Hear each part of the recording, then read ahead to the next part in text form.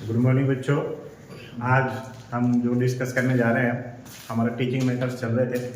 Teaching method पर हम बात कर रहे थे कि टीचिंग मेथड जो है उस पर हम बात कर रहे थे। तो कल हमने पढ़ा था ग्रामर क्रम ट्रांसलेशन मेथड, और ग्रामर क्रम ट्रांसलेशन मेथड पे हमने कुछ क्वेश्चन डिस्कस किए थे और कुछ मेन पॉइंट, उसका इंट्रोडक्शन पढ़ा था। उसके बाद में उसकी कैरेक्टरिस्टिक्स पढ़ी थी। कैरेक्टरिस्टिक्स के बाद में फिर हमने उसके कुछ मेरिट्स पढ़े थे, फिर डीमेरिट्स वगैरह पढ़े थे। आज हम दूसरे जो मेथड है उस पर बात करने जा रहे हैं। आज का जो हमारा दूसरा जो मेथड है टीचिंग मेथड्स जो है आज दूसरा, वो है अपना ये डायरेक्ट मेथड। ठीक है, तो डायरेक्ट मेथड पर हम बात करते हैं कि डायरेक्ट मेथड की क्या क्या कैरेक्टरिस्टिक्स है, इम्पोर्टेंट की जो क्या है इसके अंदर और क्या क्या इसकी कैरेक्टरिस्टिक्स है, उसके बारे में आज बात करते हैं। तो देखो, डायरेक्ट मेथड जो है, सबसे पहले डायरेक्ट मेथड जो है इसके क्या क्या नेम है। सबसे पहले एग्जाम में ये पूछते हैं इसके दूसरे नेम, अदर नेम क्या क्या है। तो जो डायरेक्ट मेथड उसके जो अदर नेम है उन पर देखो उसके कौन कौन से नेम है। एक तो इसका नेम है रिफॉर्म्ड मेथड। रिफॉर्म, अच्छा डायरेक्ट मेथड क्या है? देखो, डायरेक्ट मेथड जो है ये किसके अगेंस्ट में आया था? ये ग्रामर कम ट्रांसलेशन मेथड के अगेंस्ट में आया हुआ था ये मेथड, ग्रामर कम ट्रांसलेशन मेथड। ग्रामर कम ट्रांसलेशन मेथड में कुछ कमियां थी, उन कमियों को दूर करने के लिए इस मेथड का इजाद किया गया। और 19वीं सेंचुरी के लेटर पार्ट में, तो लेटर पार्ट में 19वीं सेंचुरी के लेटर पार्ट में जब इसका इजाद किया गया, इसका डिस्कवर किया गया है ना, तो उसमें कुछ कमियां रह गई थी डायरेक्ट मेथड में। डायरेक्ट उसमें इनडायरेक्ट ग्रामर कम ट्रांसलेशन मेथड में कुछ कमियां रह गई थी। उस कमी को दूर करने के लिए इस मेथड को लाया गया। तो इस मेथड का जो एडवोकेट्स है, इस मेथड का जो एडवोकेट्स है उस व्यक्ति का नाम है माइकल वेस्ट। एग्जाम में पूछा जाता है माइकल वेस्ट का नाम।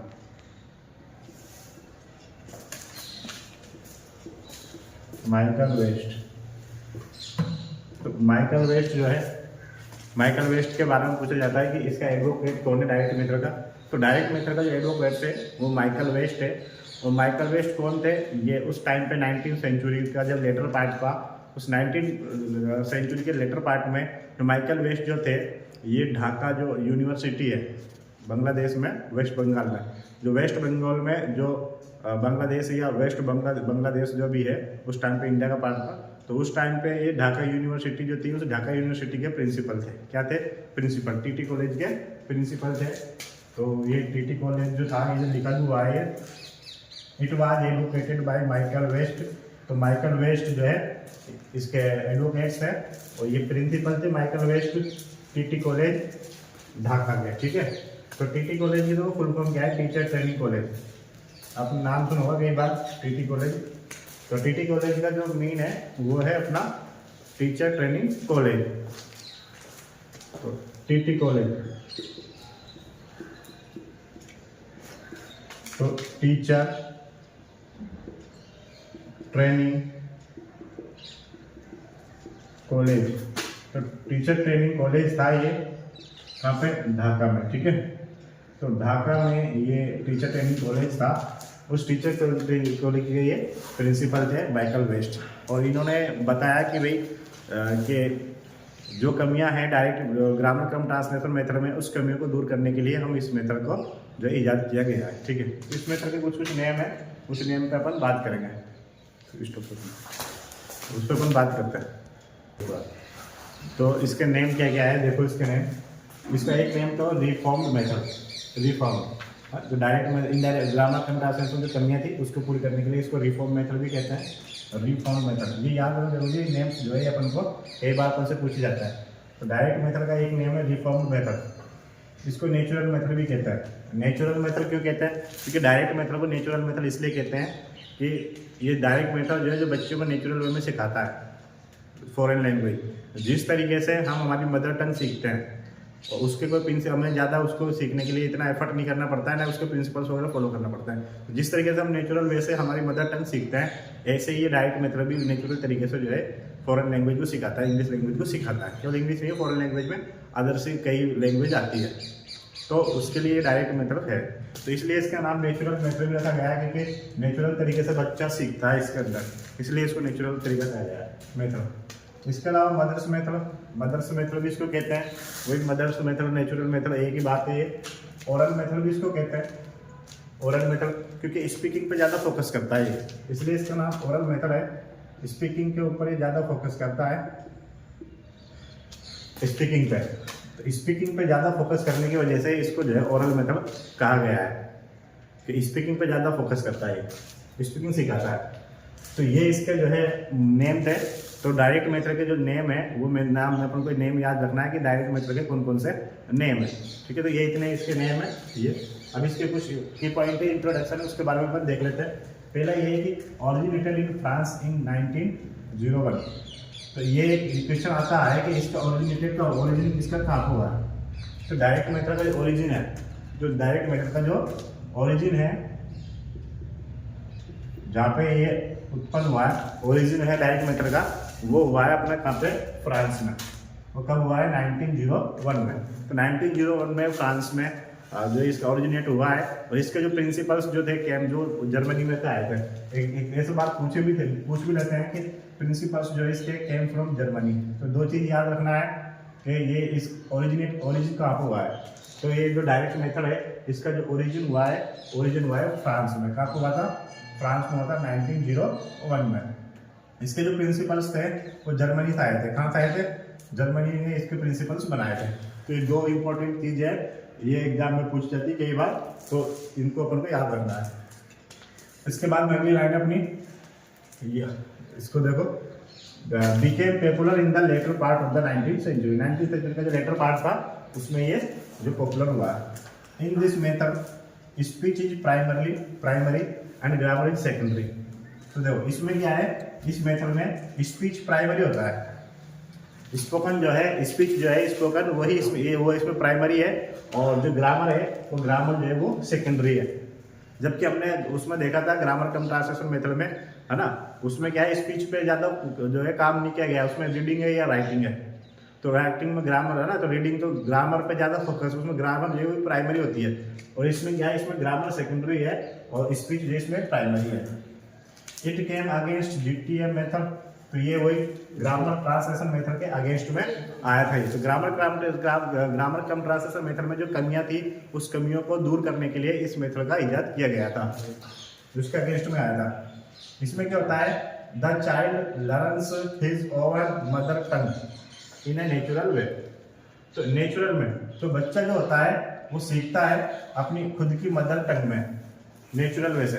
तो नेचुरल वे से बच्चा जो है अपनी नेचुरल वे से अपनी मदर टंग में इन चीज़ों को ये सीखता है। जिस तरीके से हम नेचुरल तरीके से हमारे जो हिंदी वगैरह पर सीखते हैं, तो वैसे ही नेचुरल वैसे ही इसमें भी बच्चा जो है फॉरेन लैंग्वेज सीखता है, इसलिए इसको मदर मेथड भी कहा गया है। It was advocated by Michael West. तो माइकल वेस्ट इसका एडवोकेट था, इसका अपन को ध्यान रखना है। तो दो तीन क्वेश्चन जो इंट्रोडक्शन से है वो आपको ध्यान रखना है। एक तो इसका नेम क्या क्या है, डायरेक्ट मेथड की ये नेम है, ठीक है। एडवोकेट्स कौन है, माइकल वेस्ट इसका एडवोकेट्स है, ठीक है। नेम इसके ये है, और ओरिजिन इसका फ्रांस में हुआ था, और इसके प्रिंसिपल्स जो है वो जर्मनी से आए थे। स्पीच इसमें प्राइमरी है, ग्रामर इसमें सेकेंडरी है, और किसके अगेंस्ट में आया था, ये ग्रामर कम ट्रांसलेशन मेथड के अगेंस्ट में आया था। और बच्चा जो है अपनी मदर टंग के से नेचुरल वे से इसको सीखता है। तो ये चीज़ इसमें इम्पोर्टेंट है।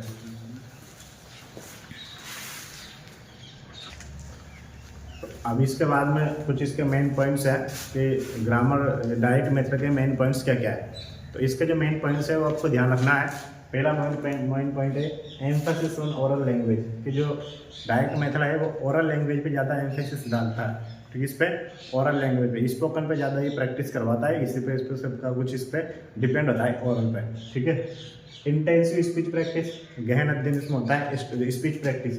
तो सब में आ रहा है, ओरल लैंग्वेज है, स्पीच प्रैक्टिस है। स्पीच प्रैक्टिस पे बड़ी गहराई से इसमें की जाती है, मतलब ज़्यादातर जोर दो स्पीच प्रैक्टिस पर ही किया जाता है। बच्चों को कहने का मतलब ये स्पोकन सिखाया जाता है, स्पीच प्रैक्टिस ज़्यादा दी जाती है। तो इसलिए ही इसके अंदर भी कुछ कमियां रह गई कि ये केवल ज़्यादातर जो है ये स्पीच स्पोकन पे ज़्यादा ही जो है फोकस कर रहा है। ग्रामर इसमें सेकेंडरी है, राइटिंग इसमें है नहीं है, तो इसलिए क्या है इस पर ज़्यादा, इसमें भी कुछ कमियां रह गई थी, लेकिन फिर भी उसका अगेंस्ट में है। Extensive use of new language है, उसका एक्सटेंसिव यूज होता है। एक्सटेंसिव यूज जो है इसमें यूज होता है, इसमें एक्सटेंसिव यूज होता है न्यू लैंग्वेज का। There is no grammar recitation, there is no grammar recitation. Grammar का तो इसमें कोई रेसिटेशन है ही नहीं है, ग्रामर के रूल्स जो है इसमें अलग से नहीं पढ़ाए जाते। जिस तरीके से ग्रामर कम ट्रांसलेशन मेथड में ग्रामर को पढ़ाने के लिए सेपरेट बुक होती है, क्या होती है? Separate book. तो जिस तरीके से ग्रामर कम ट्रांसलेशन मेथड में ग्रामर को पढ़ाने के लिए सेपरेट बुक होती है, ऐसे इसमें सेपरेट बुक नहीं होती है। स्पीच के साथ साथ ही थोड़ी बहुत ग्रामर इसमें पढ़ा दी जाती है। ग्रामर इसीलिए सेकेंडरी इसमें, है ना। तो ग्रामर जो है उसका रेसिटेशन यहाँ पे नहीं होता है। It Lay's emphasis on fluency, वही फ्लुएंसी पे एम्फेसिस करता है, फ्लुएंसी पे। वही इसमें वही ओरल लैंग्वेज आ गया, स्पीच प्रैक्टिस आ गया, फ्लुएंसी आ गया, इन पे जो है इस पर ये फोकस हो रहा है। Sentence is the unit of teaching, इस पे जो सेंटेंस यूनिट जो है वो सेंटेंस है ना। यूनिट ऑफ टीचिंग, टीचिंग की जो यूनिट है वो सेंटेंस है। हमने देखा था कि ग्रामर कम ट्रांसलेशन मेथड में जो यूनिट ऑफ द टीचिंग है वो वर्ड है, वर्ड। ग्रामर कम ट्रांसलेशन मेथड में जो टीचिंग की यूनिट है वो वर्ड है, और इसमें जो है ये सेंटेंस है। इस बात का ध्यान रखना, आपको एग्जाम में कई बार पूछते हैं बार बार, तो इसमें जो यूनिट है वो सेंटेंस है। There is minimum use of the mother tongue, mother tongue का इसमें मिनिमम यूज होता है, बिल्कुल यूज नहीं होता है इसमें मदर टंग में। मदर टंग का इसमें यूज बिल्कुल नहीं है, मिनिमम इसमें यूज है मदर टंग में। Put emphasis on direct use of English in meaningful situation, इसमें क्या कहते हैं? एम्फेसाइज डालता है किस पे? Direct use of English, English का डायरेक्ट यूज हो सिचुएशन पे, किसमें बेस पे? Meaningful situation. जैसे सिचुएशन दी जा रही है उस पर डायरेक्ट उसका उसी पे, ये नहीं कि पहले मदर टंग में अपन ट्रांसलेट कर रहे हैं फिर उसके बाद में सीख रहे हैं, नहीं। इसमें डायरेक्टली उसी सिचुएशन, जो सिचुएशन आपको दी गई है उसी सिचुएशन में आपको बोलना पड़ता है। जैसे एक बच्चे को दे दिया कि भाई, एक बच्चे को बोला कि दिस इज योर बैग, अब योर बैग को हटा के उसमें दूसरे बच्चे को खड़ा किया तो दिस इज माई बैग। दूसरा बच्चा ये बोलेगा दिस इज पेन, पेन को हटा के उसकी जगह दूसरा ऑब्जेक्ट दिया, बुक दी, तो बच्चा दूसरा बोलेगा दिस इज बुक। तो डायरेक्ट इसमें जो है सिचुएशन के बेस पर ही न्यू वर्ड सीखते हैं बच्चे। इसके अलावा इसमें है importance is given to pronunciation, importance जो है वो इस पर किस पे दी जाती है? प्रोनाउंसिएशन पे इस पे इंपॉर्टेंस दी जाती है। तो प्रोनाउंसिएशन पे इस पे इंपॉर्टेंस दी जाती है। प्रोनाउंसिएशन ही सब कुछ वही, इस पर प्रोनाउंसिएशन बार बार वही की जा रही है, प्रोनाउंसिएशन, ठीक है। इस पे ये फ्लुएंसी है ना, ये स्पीच प्रैक्टिस, ओरल लैंग्वेज, तो स्पोकन पे ही इस पे ज़्यादा फोकस की जाती है। अब इसके बाद में अपन देखते हैं आगे इसकी और क्या क्या मेरिट है और क्या क्या डीमेरिट है। तो डायरेक्ट मेथड जो पढ़ रहे थे हम, अब इसके बाद में डायरेक्ट मेथड की कुछ डीमेरिट्स है, उन डीमेरिट्स पर अपन बात करते हैं कि इसकी क्या क्या कमियां हैं, डायरेक्ट मेथड की क्या क्या कमियां हैं, क्या क्या इसकी डीमेरिट्स है। तो सबसे पहले इसकी जो डीमेरिट है वो ये है कि reading and writing aspects remain under developed. इसमें क्या होता है, इसमें ये जो रीडिंग और ये जो राइटिंग है, दो जो एस्पेक्ट है रीडिंग का और राइटिंग का, ये एस्पेक्ट है ये अंडर डेवलप ही रहते हैं, यानी डेवलप नहीं हो पाता है, डेवलप नहीं हो पाता। क्यों नहीं हो पाते डेवलप? क्योंकि इन पे इनका तो फोकस होता नहीं है, इस पर केवल स्पीकिंग पे इस पर फोकस होता है। स्पीकिंग जो है यही इस पर फोकस करती है, स्पीकिंग पे ज़्यादा फोकस है, फ्लुएंसी पे ज़्यादा फोकस है। बच्चा जो फॉरेन लैंग्वेज है किस तरीके से सीखे, फ्लुएंसी उसमें आना चाहिए, तो स्पीकिंग पे ही ज़्यादा, लिसनिंग पे स्पीकिंग पे ज़्यादा फोकस है, इन पे फोकस नहीं है, इन पे रीडिंग पे और राइटिंग पे। और यही इसकी कमी है, क्योंकि चारों स्किल्स बच्चों का होना चाहिए, तभी बच्चा जो है पूरी तरीके से प्रिपेयर हो पाएगा, बच्चों को हम तभी अच्छे से सीख पाएंगे। और डायरेक्ट ग्रामर कम ट्रांसलेशन मेथड है, उसमें जो क्या होता था, ग्रामर कम ट्रांसलेशन मेथड में जो है रीडिंग पे और राइटिंग पे ज़्यादा फोकस दिया जाता था, और इस पर कम फोकस था इन पे स्पीकिंग पे। और इसमें जो ऐसा है कि इसमें स्पीकिंग पे ज़्यादा फोकस है और रीडिंग राइटिंग पे कम फोकस है, तो इसलिए अंडर डेवलप हो रहते हैं, डेवलप नहीं हो पाते हैं। दूसरी इसकी डीमेरिट क्या है? दूसरी इसकी डीमेरिट्स है, it is a time consuming method, time consuming method है। इस मेथड से बच्चों को पढ़ाना बहुत ज़्यादा टाइम लगता है, टीचिंग एड्स का इस्तेमाल करना पड़ता है इसमें, क्योंकि ऐसी चीज़ें जिसको एक्सप्लेन करना बड़ा मुश्किल है। तो इसमें ये चीज़ें करने के लिए, टीचिंग एड्स बनाने के लिए टाइम कंज्यूमिंग मेथड है, टाइम ज़्यादा लगता है, एक चीज़ को पढ़ाने के लिए बड़ा टाइम कंज्यूमिंग हो जाता है, टाइम ज़्यादा लगता है इस वजह से। तीसरा इसका पॉइंट है कि costly teaching aids became difficult to arrange in schools that are financially squeezed. कि कॉस्टली टीचिंग मेथड्स जो है ज़्यादा कॉस्टली होता है, क्योंकि एक एक टीचिंग मेथड जो है वो महंगे होते हैं, कॉस्टली होते हैं, तो इसलिए हर एक क्लास के अंदर टीचिंग मेथड्स का यूज करना not possible.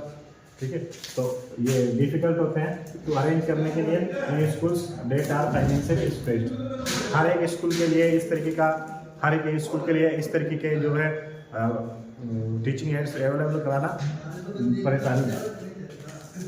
This method does not put emphasis on mother tongue, grammar and translation. ये जो मेथड है ये एम्फेसिस डालता है, एम्फेसिस करता है मदर टंग पे, ग्रामर पे और ट्रांसलेशन पे। डज नॉट एम्फेसिस, तो ये इन पे एम्फेसिस नहीं करता है, मदर टंग का इस पर यूज नहीं होता है। ठीक है, ग्रामर भी इसमें ज़्यादा सेकेंडरी है, ग्रामर अभी हमने पढ़ा है कि ग्रामर जो है वो सेकेंडरी है, ट्रांसलेशन इस पे हो नहीं रहा। तो इस वजह से क्या है, ये इसकी कमियां हैं, क्योंकि बच्चा क्या होता है मदर टंग में ज़्यादा सीखता है, मदर टंग में ज़्यादा सीखने कुछ ऐसे वर्ड होते हैं, कुछ ऐसे कई ऐसे वर्ड्स वगैरह होते हैं जिनको हम मदर टंग में अच्छे से एक्सप्लेन कर पाते हैं। कोई ऐसा वर्ड आ गया हैट्रेड, अब ऐसा जो वर्ड है उसको इंग्लिश टू इंग्लिश में एक्सप्लेन करना बड़ा मुश्किल होता है, लेकिन जब अपन उसको अगर हिंदी में थोड़ा सा उसकी मदर टंग में अगर बच्चों को समझाते हैं तो मदर टंग में समझाने के लिए थोड़ा सा उसमें ईजी होता है बच्चों को समझना। ग्रामर का भी उसमें यूज नहीं है, ट्रांसलेशन तो बिल्कुल भी नहीं, तो स्पीकिंग पर ज़्यादा फोकस है, इसलिए इसकी भी ये डिमेरिट है। इन इंडिया, अगला पॉइंट देखते हैं अपन। In India we do not have enough competent teachers. India के अंदर क्या है, हाँ इंडिया जैसे कंट्री में जो कॉम्पिटेंट जो एक्सपर्ट टीचर जो है वो बहुत कम है। Who can teach through direct method. Expert teacher की कमी है, जिसकी वजह से कि हम इस मेथड से उन चीज़ों को अपन नहीं पढ़ा पाते हैं। तो एक्सपर्ट टीचर की कमी है, कमी होने की वजह से इस मेथड का यूज जो है क्लासों के अंदर हम उतना सफिशिएंट तरीके से यूज नहीं कर पाते हैं, तो ये भी इसके एक डिमेरिट्स है। इसके अलावा this method does not suit the purpose of students in higher classes. Higher classes, बड़ी जो क्लासें हैं, हायर क्लासेज है, उसके अंदर इस तरीके ये मेथड जो है इसको यूज करना जो है यूज करके पढ़ाना इतना सफिशिएंट नहीं है, इतना ईजी नहीं है, क्योंकि बड़ी क्लासों में इस मेथड को अगर हम यूज करेंगे तो उसके लिए तो टाइम ज़्यादा कंज्यूम होता है, टीचिंग एड्स की ज़रूरत है, तो सिलेबस टाइम पे नहीं हो पाएगा। तो इस वजह से ये भी इसकी एक डिमेरिट्स है कि अगर इसी मेथड को यूज करके अगर हम हमारा सिलेबस पूरा करने लगे तो सिलेबस तो पूरा होगा नहीं, साल निकल जाएगी। तो इसमें इसी वजह से ये इसकी डिमेरिट है। तो ये डिमेरिट्स है, इन पे हमने बात की, इसके मेन पॉइंट्स क्या क्या है, इसके डिमेरिट्स क्या क्या है, कहाँ इसका ओरिजिन हुआ, कहाँ कौन इसका एडवोकेट्स है, नेम इसके क्या क्या है। तो ये सब चीज़ें जो है आप इसको अच्छे से पढ़ें, एक एक पॉइंट्स को अच्छे से पढ़ने की कोशिश करें। आपकी एग्ज़ाम है 27 फरवरी को आपका एग्ज़ाम है, तो आप उसी के अकॉर्डिंग तैयारी करते रहें, और जितने भी आपको पढ़ाया है टीचिंग मेथड्स वगैरह उनकी अच्छे से आप तैयारी करें। एग्ज़ाम हुई है संस्कृत डिपार्टमेंट की 31 दिसंबर को, उसके अंदर भी जो है कई क्वेश्चंस आए हुए हैं, इंग्लिश साउंड के फोनेटिक सिंबल के क्वेश्चन आए हुए हैं, टीचिंग प्रिंसिपल्स के है, स्किल्स से है, ग्राफ टीचिंग मेथड से है, और इसके अलावा आपका है CCE का टॉपिक है अभी तक। तो वो जो जितने भी टीचिंग मेथड से रिलेटेड जो टॉपिक है, मेथड से रिलेटेड, वो सब चीज़ें की आप तैयारी करें, अच्छे से पढ़ें। जो भी आप जो भी आप टॉपिक पढ़ रहे हैं उसके टॉपिक पढ़ने के बाद में उसके क्वेश्चन सोल्व करें। क्वेश्चन सोल्व करने के बाद में प्रीवियस ईयर के क्वेश्चन देखें, खूब मार्केट में ऑनलाइन मिल जाते हैं, उनकी आप प्रैक्टिस करें, और प्रैक्टिस करने के बाद में और फिर आप पूरा जो आपका जो सिलेबस है उस पर ये टेस्ट आप देते रहें सिलेबस करने के बाद। तो आप इस तरीके से आप एग्ज़ाम आप निकाल सकते हैं, क्रैक कर सकते हैं। ठीक है, कंप्लीट।